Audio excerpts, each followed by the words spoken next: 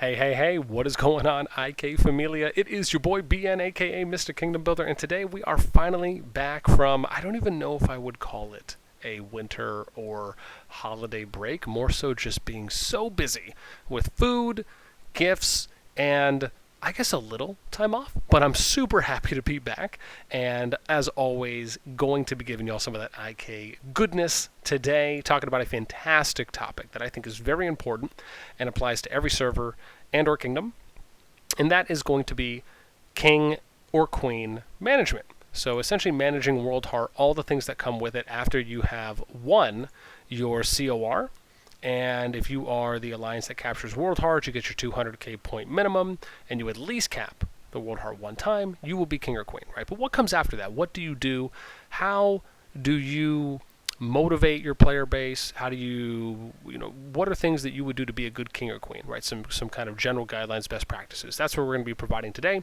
And as always, if you guys enjoy the content, make sure you sub, like, ring the notification bell. And of course, if you want to be a part of our conversation, you can join our Discord, which will be in the pinned comment and or description below. Okay, so you've just won COR, you're king, you're queen. Of course, I was going to give a shout out to the lovely ladies out there in the IK world. Now, what do?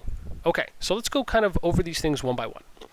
First thing that you're probably going to want to do is hit an order. And that's just because that's immediate. It's a one-time thing, right? You have 4 different orders here. For the most part, you're probably just going to do Bounty Hunt. You might do Warhorn.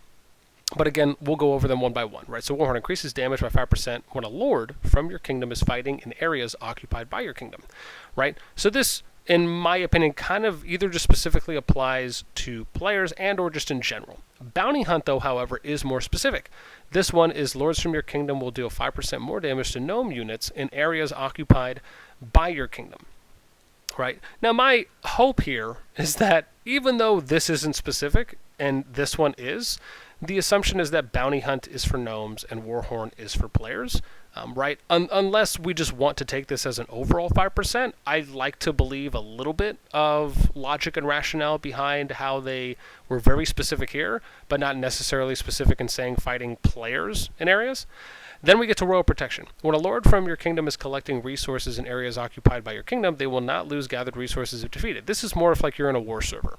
Quick recruit in areas occupied by your kingdom increases training speed by 50% when total troops in your kingdom is less than 30% of training ground. So this, I think, is actually an okay thing to use. For example, if you just got done wrapping up your KVK, right? So I think this is something that is more situational. So like, let's say you guys just did a big fight. You had a lot of players in your server that were just constantly fighting, and then they end up taking a break and going back to the home kingdom. If you time this out right, at least for one of the factions, right, this could be useful. But for the most part, you're probably going to find yourself using Bounty Hunt the majority of the time. Okay, after you hit the order, right, now you don't necessarily have to worry about migration. We'll come back to this in a minute because the default is 1 mil. Then we end up getting to your official positions, right? This is something you can pretty much hand out right away, right? These are going to be bonuses that you'll give out to people that are within, that are within your alliance for titles, because you can only give these out to your alliance members. Negative titles, though, the Treacher, Clown, Footman, Hall Boy, and Valet, these you can give out to anyone on the server, right? Thankfully, as you can see here, right, there's really only a few people. For the most part, right, building speed, for decrease there, we like to give that one out as more of a priority. But again, you could see only a few people in 79, which is nice. For the most part, really 1 to 2 is what we'd like to say. But thankfully, those players are outside of our, I believe, top 2 to top 300 when it comes to troop power. So that is a benefit. Right. Again, one of the things that we've worked very hard on when it comes to weeding out, right, some of the rogues, allowing for people to be able to develop right here. And I would hope for any server, right, if you don't have that many people that you would put on this list, it's hopefully a testament to how well you are building, right, depending on the type of server you have. Now we get to the official positions. Like I said, you can hand these out however you want. One of the things we like to do in DF, which was something new that we did, and I want to give a shout out to people like Revan and Nugs, who are some of my officers in DF, is, right, they did these kind of based on like a lottery system. So it's kind of random assigned. One of the ways that I like to do, as a brief, quick example, when it comes to cities, right? So like handing out mayor titles, for example.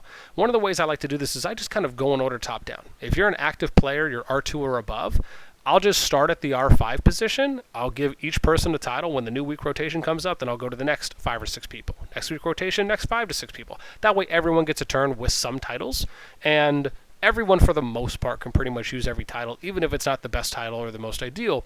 I just like doing it that way because you have to hold it for a certain amount of time, and it's nice because it allows for everyone to kind of feel engaged. You can do that however you want. That's just an example. Then we end up getting to rewards. Now, rewards are pretty big because they're decent. They actually give you a good amount of like everything. Gems, speed ups, especially the big ones here, right? So there's 5 different ones. You have the warriors, the guards, purple for unite, conquest, and then the commons here for contribution. How we do these is we go off of alliances that participated in COR. So as an example, we'll come here to COR. I'll go here to the trophy, and then I'll take a look at energy cubes, for example, right? And it'll show me which alliances here participated. You can see Farah participated from green, right? Again, minusing cities. If you minus cities, right, relics and world hearts, right, that's kind of the number you really want to look at. So you would add that up for the amount of time you've had those, and that kind of gives you the number, right? Farah had the most out of the other alliances, right? They definitely participated, which is great.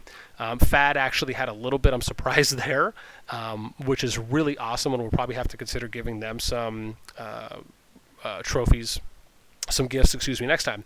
But we'll look at that, right? And for us, we have 2, I would say, healthy active alliances in green. So what we just did simply is everyone participated, and we just went ahead and divvied up the gifts half and half. So you can see here that half of these have already been distributed, right? Some have been, let me click here, right? Some of these have already been given to some of the DF players, right? So the remaining ones here are going to be for FAR. That's kind of how we do it, right? So if you have participating alliances, right, if it's 2, 3, or 4, right, depending on how much they contributed, they might do a percentage based, or they'll just do an even split based on that, right? So it's really up to you, but that's what we like to do to try and get as many people involved as possible.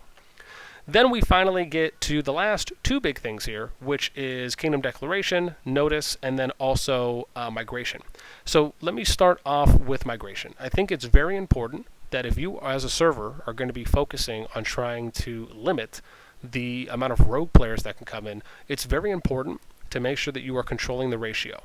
By the ratio, what I mean is, if you look at your strongest troop power, you can see that there are players here in the server that are, well above 200k. I don't even know how many exactly. We have about 28 players, right, above 200k. And if you look at people in Lord Power level, right, some people are close to 2 mil, but there's quite a few players that are exactly above a mil. I have to see exactly how many it is. 87, right, players that are above a mil, which is really awesome to see. And so it's important that when you decide if you're going to bring people in, you want to go off of your troop power predominantly, not necessarily the Lord Power. For example, it would not be the wisest thing to let a bunch of players in that are above 230 or above your number 1 strongest troop power, or even close to, right, if they're not vetted specifically, right? As long as you're vetting people or players that are coming in that can be vouched for, right, then that is obviously up to you as a server and your council or your group or your lead to make that decision on if you want to open the cap, right? We tend to, and I just think this is great practice, if you have someone that you're going to let in, the capacity here can be updated in real time, and I'll give you an example. I can set this to 1.5. It's changed. This applies immediately. Then I can just go right back to 1 mil and apply it immediately. So what we like to do is when we have vetted people, or if people are above 1 mil, we will tell them you need to be online in real time. You need to be communicating with the king, which in this case is me, right? So I ask people to communicate with me on Discord. They tell me when they are ready, when they are at the migration screen. What I mean by that is they need to be here. They need to be at this page where all they have to do is click relocate, confirm, and then they go ahead and transfer, right? So the moment they get the go from me, they do that, and then after that, we go ahead and change the migration cap right back to 1 mil. So we leave it open for about 10 seconds, give or take, and you have that window to get in, and then we close it. This allows for us, and I would hope for other servers, to mitigate, right, that margin of error for when you may accidentally, or just unintendedly, have rogues or players with ill intentions come in.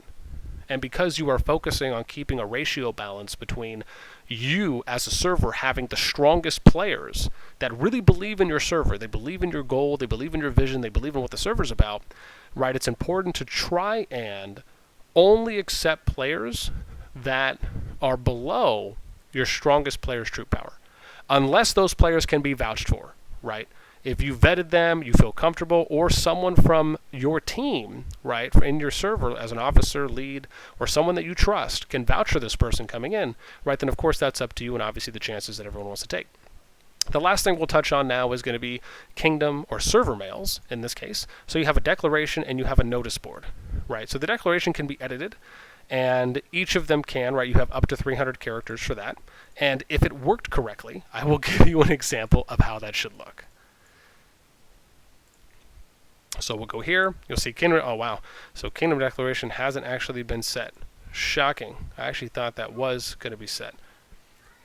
Wow, I'm super crazy on that. I actually thought it was. Maybe it's bugging. Anyways, you can see here this is kind of what our declaration is. We just kind of use these as server mails for the most part. When the declaration is working, you would set this, and then when people are looking at your server from that global server list, they can look and kind of get a quick overview and a synopsis of what your server is about. You can actually use this for recruiting and migration recruitment material, and also giving a little bit of information about how your server is set up.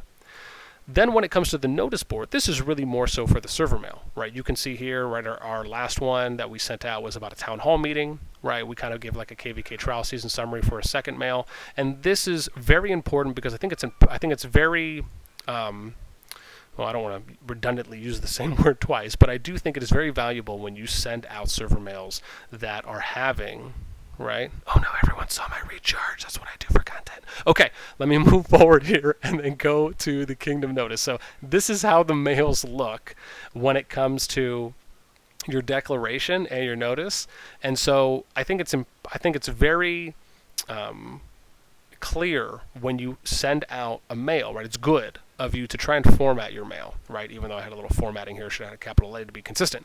But you can see here, right, nice formatting. You give people the information, right? This is why we do weekly town hall meetings here in 79. That's for any and all players to join on the Discord. We give a little bit of information, and then we also give the Discord, and in the event that they're unable to find that, or if they might not be Discord savvy enough, right, or just at the moment, then they can also add me for a specific invite.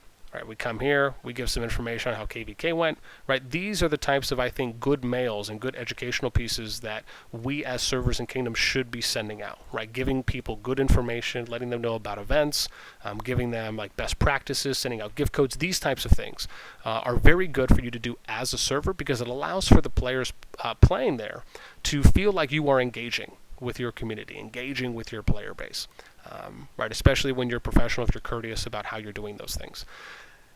I think that probably summarizes the majority of what I'd love to talk about today in the how to kind of manage and how to kind of be king or queen in your server and some of the things that come with that. For those of you that may have questions, please feel free to leave those down in the comments below, or even if you have your own experiences on things that you'd like to do as a king or queen, I'd love to hear it from others that have been in these positions of winning COR with your alliance. Again, let me know in the comments down below. That's it for me. Until next time, we'll catch y'all later.